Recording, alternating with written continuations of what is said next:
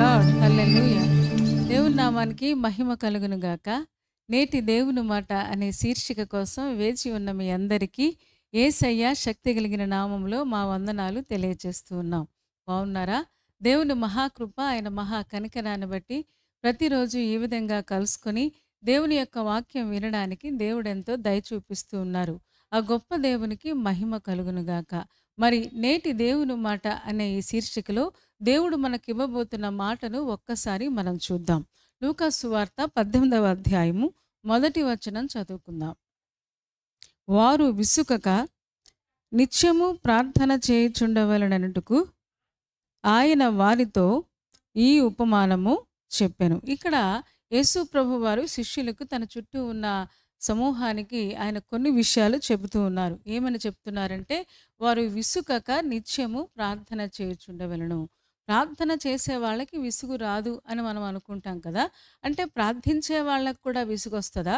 సాధారణంగా ప్రార్థన ఎక్కువగా చేసేవాళ్ళు విసుగు, చిరాకు, కోపము, ఆందోళన వీటన్నిటికీ చాలా దూరంగా ఉంటారు. భయానికి, బెంగకి చాలా దూరంగా ఉంటారు. ఎందుకు అంటే సాతానుడు వీరిని అస్సలు ముట్టుకోలేడు కదా. ఎందుకంటే వారు ప్రార్థన ద్వారా ప్రభువుతో కనెక్ట్ అయి ఉన్నారు. ప్రభువుతో మంచి సంబంధాన్ని కలిగి ఉన్నారు.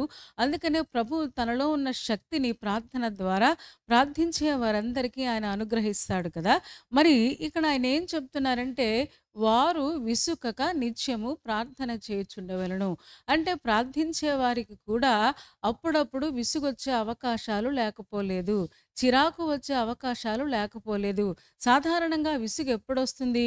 ప్రార్థించే విషయంలో దేవుడు జవాబును ఆలస్యం చేసినప్పుడు, వెంటనే జరగకుండా వెంటనే జవాబు ఇవ్వనప్పుడు సాధారణంగా మనకి ఆ ప్రార్థించే ఆ విషయంలో చాలా చిరాకు వస్తుంది. ఇంకెంతకాలం ప్రార్థించాలి, ఇంకెంతకాలం దేవునికి మొరపెట్టాలి, దేవుడు సర్వాంతర్యామి కదా, దేవుడు అన్నీ చూస్తూ ఉన్నాడు కదా, నా కష్టం తెలుసు కదా, నా బాధ తెలుసు కదా, నా కుటుంబ పరిస్థితులు తెలుసు కదా, అయినా నేను ప్రార్థించే కొలది ఎందుకు నాకు ఇలాంటి విషయాలు జరుగుతూ ఉన్నాయని చాలామంది వాపోతూ ఉంటారు.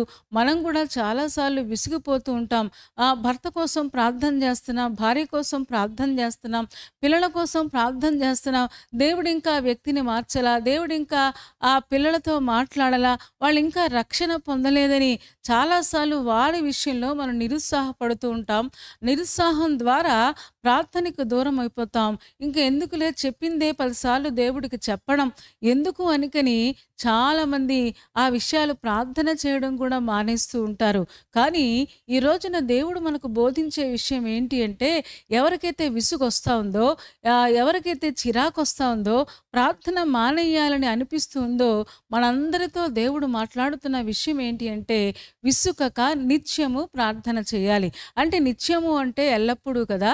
ఆ ప్రార్థనకి జవాబు వచ్చినా రాకపోయినా, దేవుడు వెంటనే జవాబిచ్చినా, లేకపోతే కొంతకాలం ఆగిన తర్వాత జవాబిచ్చినా, కొన్నిసార్లు మన ప్రార్థనలకు దేవుడు జవాబు ఇవ్వకపోయినా సరే తప్పకుండా మనం ప్రార్థిస్తూనే ఉండాలి. ఎందుకంటే ప్రార్థన క్రైస్తవుడికి ఊపిరి లాంటిది కదా. మనం ప్రార్థిస్తూ ఉంటే లోక సంబంధమైన విషయాలేమీ కూడా, లోక సంబంధమైన ఒత్తిడిలేవి కూడా మన ఆత్మను లేక మన హృదయాన్ని చిన్నాభిన్నం చేయకుండా, ఒత్తిడి కలిగించకుండా మనం చక్కగా బ్యాలెన్స్డ్గా ఉండగలం. ఈ రోజున మన ఉద్రేకాలు కూడా అవి నిగ్రహించుకోలేకపోతూ ఉన్నాం, అవి బయటపడిపోతూ ఉన్నాయి. కారణం ఏంటి అంటే సరైన ప్రార్థనా జీవితం లేకపోవడమే. చాలామంది ప్రార్థనా పరులు చాలా వరకు ఓర్చుకుంటారు కానీ 99.99 ఓర్చుకుంటారు కానీ ఆ కొంచెంలో చాలాసార్లు బయటపడిపోతూ ఉంటాం. ఈ రోజున మనతోనే దేవుడు మాట్లాడుతున్నాడు. వారు అంటే ఇక్కడ శిష్యులు, అంటే ఆయన్ని వెంబడించేవాళ్ళు, ఆయన కోసం జీవించాలని తపన పడేవారు, ఆయన్ని ప్రేమించే వాళ్ళందరూ కూడా విసిగిపోకుండా ప్రార్థన చేయాలి. మనందరికీ తెలుసు, ఒక ఆయనకి విసుగొచ్చింది అంట. చూద్దామా ఒక్కసారి? రాజుల మొదటి గ్రంథము 19వ అధ్యాయము 3వ వచనం మనం చదువుకుందాం.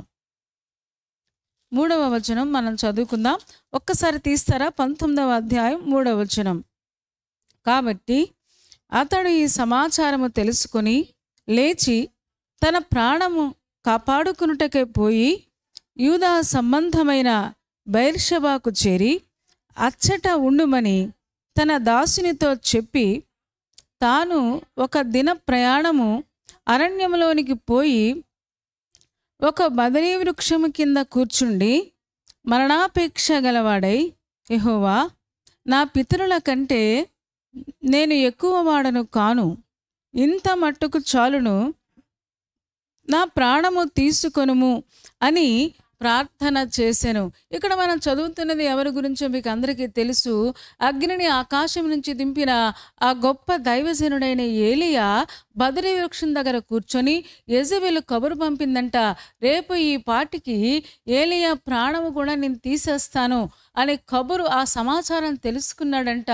తెలుసుకుని ఆయన ఆ చెట్టు కింద కూర్చొని ఆయన అంటూ ఉన్నాడు, దేవా, ఇంత మట్టుకు సరిపోద్ది, నా ప్రాణం నువ్వు తీసేసుకో, ఒక ఆడవాళ్ళ చేతిలో నేను చనిపోవడం ఏంటి అన్నట్టుగా ఆయన మాట్లాడుతూ ఉండడం మనం చూస్తూ ఉన్నాం. ఇక్కడ మనం చదువుతూ ఉన్నాం కదా, మరణాపేక్ష గలవాడై. ఏమండి, ప్రార్థనాపరుడైన ఆ ఏలియా ఆయన ప్రార్థన చేస్తే అగ్ని ఆకాశం నుంచి దిగింది. ఆయన ప్రార్థన చేస్తే 3.5 సంవత్సరాలు వర్షం ఆగిపోయింది. ఆయన ప్రార్థన చేసిన తర్వాత ఆగిపోయిన వర్షము 3.5 సంవత్సరాల తర్వాత కురవడం మనం చూస్తాం. ఎంత అద్భుతమైన విషయము కదా. మరి ఇంత మంచి ప్రార్థనాపరుడు ఒక చిన్న విషయాన్ని తెలుసుకుని ఆయన అంటూ ఉన్నాడు, దేవా, ఇంత మట్టుకు సరిపోద్ది, నేను చేసిన సేవ చాలే, నేను ఇంత సేవ చేసినా చాలాసార్లు ఇలాగే యెజబెలు కబురు పెడుతూ ఉంది, నేను నిరుత్సాహంలోకి వెళ్ళిపోతున్నాను అన్నట్టుగా ఆ నిరుత్సాహంలోకి వెళ్ళిపోతూ ఇలాంటి మాటలు మాట్లాడుతున్నాడు. ఈరోజున మనం కూడా మనం చేస్తున్న పరిచర్యను బట్టి, లేకపోతే సేవను బట్టి, లేక మనం చేస్తున్న భక్తిని బట్టి చాలాసార్లు కృంగిపోతూ ఉంటాం, భయపడిపోతూ ఉంటాం, బెంగపడిపోతూ ఉంటాం. ఏంటి ఇంత కష్టపడి ప్రభు కోసం జీవిస్తూ ఉన్నా, ఇంత కష్టపడి భక్తి చేస్తూ ఉన్నా, ఇంత కష్టపడి ఆ ఎండనక వాననక పరిచర్య చేస్తూ ఉన్నా, ఎన్నికిన్ని కష్టాలు ఒకదాని తర్వాత ఒకటి వస్తూ ఉన్నాయి. నిన్నటి వరకు ఒక కష్టమైతే, మొన్నటి వరకు ఒక కష్టమైతే, మళ్ళీ ఇవాళ ఇంకో కష్టం నాకు ఎదురొస్తుంది, ఇంకా జీవితం అంతా ఇలా కష్టాలను ఎదుర్కోవడమేనా అని తెలియకుండానే ఈరోజు నా సగటు విశ్వాసికి ఇలాంటి ఆలోచనల వల్ల ఆ వ్యక్తులు నీరసమైపోతూ ఉన్నారు. ఇక్కడ కూడా ఏలియా కోసం దేవుడు శ్రేష్టమైన మరణాన్ని దేవుడు దాచిపెట్టి ఉంచితే అతను చాలా చిన్నగా ఆలోచిస్తూ ఉన్నాడు. తెలియకుండానే నిరుత్సాహంలోనికి, విసుగులోనికి ఆయన వెళ్ళిపోతూ ఉండడం మనం చూస్తూ ఉన్నాం. ఈరోజున విశ్వాసులారా, అందుకనే దేవుడు మనతో మాట్లాడుతూ ఉన్నాడు, వారు విసుగక నిత్యము ప్రార్థన చేయాలి. నిత్యము అంటే ఎల్లప్పుడూ అనుకున్నాం కదా. నిత్యము అంటే అది జరిగినా జరగకపోయినా, ఒకవేళ దేవుడు చేసినా చేయకపోయినా, ఒకవేళ దేవుడు ఎప్పుడో చేస్తాడు, దేవుడు చేయకుండా ఉండడు కదా. ఆయన ప్రార్థనలు ఆలకించేవాడు, ఆయన ప్రార్థనలకు జవాబిచ్చేవాడు.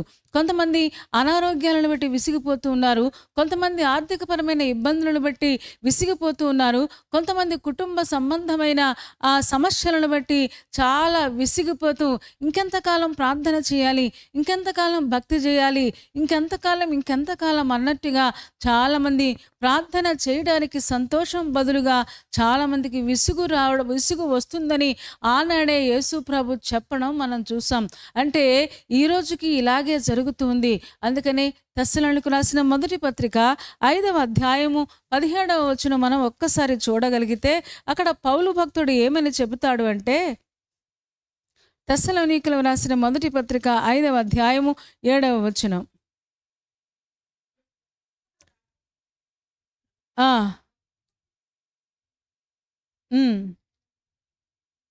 మనము పగటి వారమై ఉన్నాము గనుక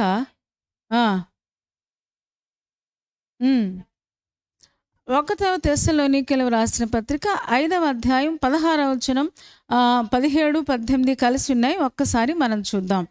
ప్రతి విషయమందును కృతజ్ఞతాస్తుతులు చెల్లించుడి, ఇలాగు చేయుట యేసు క్రీస్తునందు మీ విషయంలో దేవుని చిత్తము అని పౌలు గారు తెస్సలోనికీయుల సంఘానికి ఆయన చెబుతూ ఉన్నారు. ప్రతి విషయంలో కూడా మీరు దేవునికి వందనాలు చెప్పడం నేర్చుకోండి అని చెబుతూ ఇంకేం చెప్తున్నాడంటే, మీరు విసిగిపోకుండా మీరు ప్రార్థన చేయాలి, ఎడతెగక ప్రార్థన చేయండి. ఎడతెగకుండా అంటే ప్రార్థన ఆపొద్దు, కూర్చున్నా, నుంచున్నా, పడుకున్నా, లేకపోతే ఏ పని చేస్తూ ఉన్నా ఒకవేళ మనం బిగ్గరగా చేయలేకపోవచ్చు. కొన్ని సందర్భాలలో మాత్రమే బిగ్గరగా చేసే అవకాశాలుంటాయి. కొన్నిసార్లు మనం బిగ్గరగా చేయలేకపోవచ్చు గానీ, అన్ని సమయాలలో ప్రార్థన చెయ్యొచ్చు అని పౌలు గారు చెబుతూ ఉన్నారు. మీరు ఎడతెగక ప్రార్థన చేయండి. విశ్వాసులు ఎడతెగకుండా ప్రార్థన చేయగలిగితే తప్పకుండా ఆశీర్వాదాలు అని తప్పకుండా దేవుడు పైనుంచి మన మీద కుమ్మరిస్తాడు. అందుకనే ఎఫెసీయులకు రాసిన పత్రిక 6వ అధ్యాయంలో కూడా పౌలు గారే చెబుతారు. ఏమని చెబుతారంటే 17వ వచనం 18వ వచనం ఒక్కసారి మనం చూద్దాం. ఆత్మ వలన ప్రతి సమయమందును ప్రతి విధమైన ప్రార్థనను విజ్ఞాపనను చేయుచు ఆ విషయమై సమస్త పరిశుద్ధుల నిమిత్తమును పూర్ణమైన పట్టుదలతో విజ్ఞాపన చేయుచు మెలకువగా ఉండుడి అని భక్తుడైన పౌలు గారు చెబుతున్నారు. ఆత్మ వలన ప్రతి సమయంలో కూడా మీరు ప్రార్థిస్తూ ఉండండి. ఎవరి గురించి కూడా నిరాశ పడద్దు. ఏ విషయం గురించి కూడా నిరాశ పడద్దు. తరచూ నిరాశ మన దగ్గరకు వస్తుంది. తరచూ నిరుత్సాహం మన దగ్గరకు వస్తూ ఉంటుంది. అయినా సరే ప్రార్థన ద్వారా ఆత్మ వలన అన్ని సమయాలలో కూడా మనం ప్రార్థన చేయగలిగితే పూర్ణమైన పట్టుదలతో విజ్ఞాపన చేస్తూ మెలకువగా ఉండుడి అని పౌలు గారు చెప్తున్నారు. ఎందుకంటే మనం మెలకువగా లేమనుకోండి, సాతానుడు నిరాశ తీసుకొని వస్తాడు, బెంగ తీసుకొని వస్తాడు, భయం తీసుకొని వస్తాడు. తెలియకుండానే మరణాపేక్ష వస్తుంది. తెలియకుండానే చచ్చిపోవాలనిపిస్తూ ఉంటుంది. ఈ జీవితం ఇంకా చాలులే, చేసింది చాలులే అనిపిస్తూ ఉంటుంది. ఈ రోజున సేవా జీవితంలో కానివ్వండి, కుటుంబ జీవితంలో కానివ్వండి, చాలామంది నిరుత్సాహానికి గురైపోతూ ఇంత మట్టుకు చాలు దేవా, నన్ను తీసుకెళ్ళిపో అని చాలామంది అనడం మనం చూస్తూ ఉంటాం. ఈ రోజున విశ్వాసులారా, దేవుడు మనకు బోధించే విషయం ఏంటి అంటే వారు విసుకక నిత్యము ప్రార్థన చేయాలి. అదే లూకా సువార్త 18వ అధ్యాయము 2వ వచనం కూడా మనం చూడగలిగితే ఆయన ఒక ఉదాహరణ కూడా అక్కడ చెప్పడం మనం చూస్తూ ఉన్నాం. దేవునికి భయపడని, మనుష్యులను లక్ష్య పెట్టని ఒక న్యాయాధిపతి ఒక పట్టణములో ఉండెను. ఆ పట్టణములో ఒక విధవరాలును ఉండెను. ఆమె అతని యొద్దకు తరచుగా వచ్చి నా ప్రతివాదికిని నాకును న్యాయము తీర్చుమని అడుగుచూ వచ్చెను గాని అతడు కొంతకాలము ఒప్పకపోయెను. తరువాత అతడు, నేను దేవునికి భయపడకయు మనుష్యులను లక్ష్య పెట్టకయు ఉండినను ఈ విధవరాలు నన్ను తొందర పెట్టుచున్నది గనుక ఆమె మాటిమాటికి వచ్చి గోజాడకుండునట్లు ఆమెకు న్యాయము తీర్తునని తనలో తాను అనుకొనెను. మరియు ప్రభువు ఇట్లనెను, అన్యాయస్తుడైన ఆ న్యాయాధిపతి చెప్పిన మాట వినండి.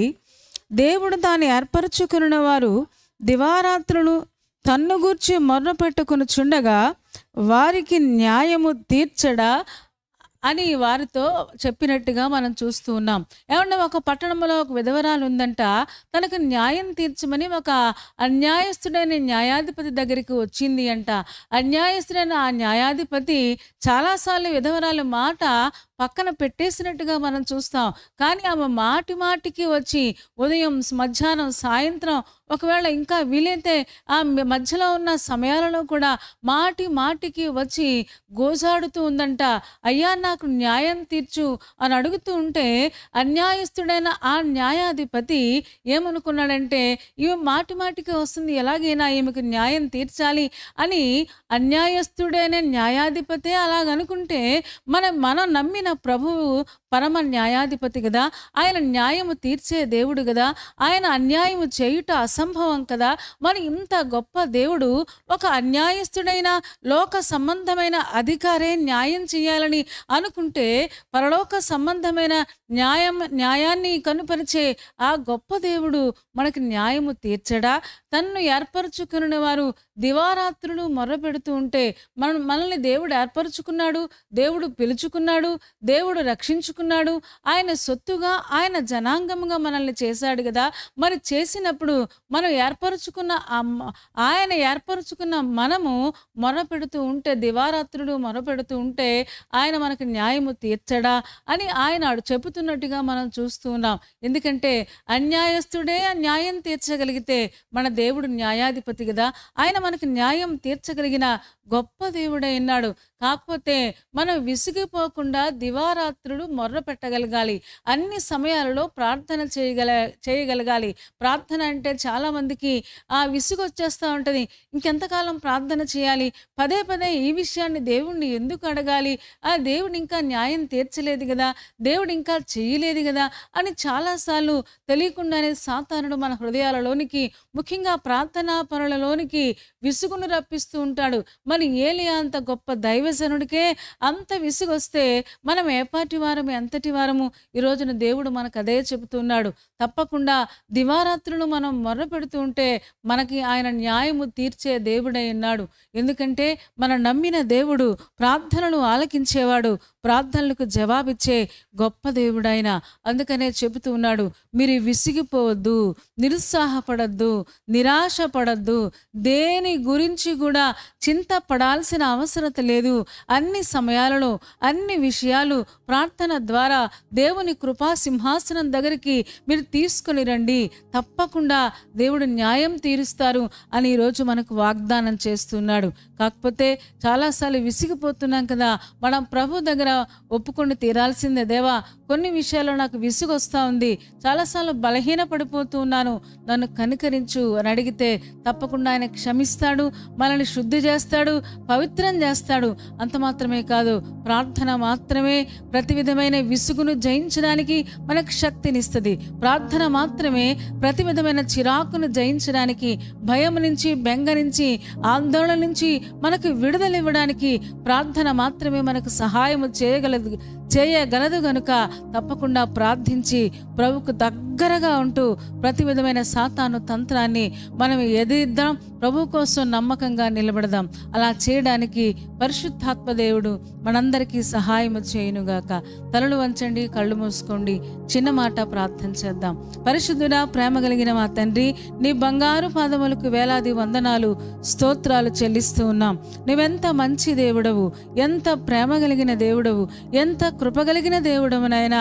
తండ్రి, 2000 సంవత్సరాలకు పూర్వమే ప్రార్థించే వాళ్ళు కూడా విసుగు చెందుతారని ఆల్రెడీ ప్రార్థనలో వచ్చే ప్రతి ఆటంకాన్ని మీరు బోధించినందుకు వందనాలు. నిజమే, చాలాసార్లు ఇంకెంతకాలం ప్రార్థించాలి, ఇంకెంతకాలం ఈ అనారోగ్యం కోసం, ఇంకెంతకాలం ఈ సమస్యల కోసమని మేము చాలా విసుగు చెందుతూ ఉన్నాం. మన్నించండి, క్షమించండి, నీ రక్తంతో మమ్మల్ని ఒక్కసారి కడగండి. ఏలియా కూడా బదిరి వృక్షం దగ్గర కూర్చొని నాయన విసిగిపోయినట్టుగా మేము చూస్తూ ఉన్నాం, నిరుత్సాహపడినట్టుగా చూస్తూ ఉన్నాం నాయన. మమ్మల్ని ఆటంకపరుస్తూ ఉన్నా, ప్రార్థన చేయకుండా ఆపివేస్తూ ఉన్నా ప్రతి నిరుత్సాహం నుంచి, నిరాశ నుంచి మాకు విడుదల దయచేయి నాయన. తండ్రి, వాటిని జయించడానికి శక్తిని దయచేయము. మా దేవుడు చేయగలడు, మా దేవుడు చేస్తాడు. అన్యాయస్తుడే న్యాయము తీర్చగలిగితే మా దేవుడు పరమ న్యాయాధిపతి అని ఆయన ఏర్పరచుకున్న వారు మొరపెడుతూ ఉంటే తప్పకుండా సహాయం చేస్తాడని ఈరోజు మీరు మాతో మాట్లాడినందుకు వందనాలు. నాయన, విసిగిపోకుండా మొర్ర పెట్టడం మాకు నేర్పించుము. చేరి వచ్చిన ఒక్కొక్క విశ్వాసిని దీవించుము. ఎంతమంది పెళ్లి రోజు, పుట్టినరోజు జరుపుకుంటూ ఉన్నారో నాయన, వారిని నిండారులుగా మీరు దీవించి శ్రేష్టమైన ఆశీర్వాదాలతో నింపండి. ఎగ్జామ్స్ రాస్తున్న వారికి, అలాగే ఇంటర్వ్యూకి వెళుతున్న వారికి కూడా మీరు సహాయం చేయండి. మంచి భవిష్యత్తు సిద్ధపరిచి నడిపించుము. అనారోగ్యాలతో బాధపడుతున్న వారికి యేసు నామములో విడుదల ప్రకటిస్తూ ఉన్నాం. నెమ్మది, సమాధానము ఒక్కొక్క కుటుంబానికి మీరు దయచేయము. యేసయ్య శక్తి కలిగిన నామములో ప్రార్థించి వేడుకొనుచున్నాము తండ్రి. ఆమేన్. ఆమేన్ చెప్పారు కదా అందరూ. చాలా సంతోషం, చాలా ఓపికగా శ్రద్ధగా దేవుని యొక్క వాక్యాన్ని మీరు వింటూ ఉన్నారు. మిమ్మల్ని బట్టి మేము చాలా సంతోషిస్తూ ఉన్నాం. కార్యక్రమం మీకు నచ్చితే లైక్ చేయండి, షేర్ చేయండి, కామెంట్ కూడా పెట్టండి. ఇంకా ఈ ఛానల్ని ఇంకా సబ్స్క్రైబ్ చేసుకోకపోతే డాక్టర్ స్పర్జన్ యూట్యూబ్ ఛానల్ని సబ్స్క్రైబ్ చేసుకోండి. తద్వారా నోటిఫికేషన్స్ అన్నీ మీకు వస్తాయి, మా కార్యక్రమాలన్నీ మీరు చూడవచ్చు. సరేనా అండి? దేవుని చిత్తమైతే మరలా రేపు ఉదయం మళ్ళీ కలుసుకుందాం. అప్పటి వరకు దేవుని మహాకృప మనందరికీ తోడై ఉండునుగాక. ఆమేన్, ఆమేన్, ఆమేన్.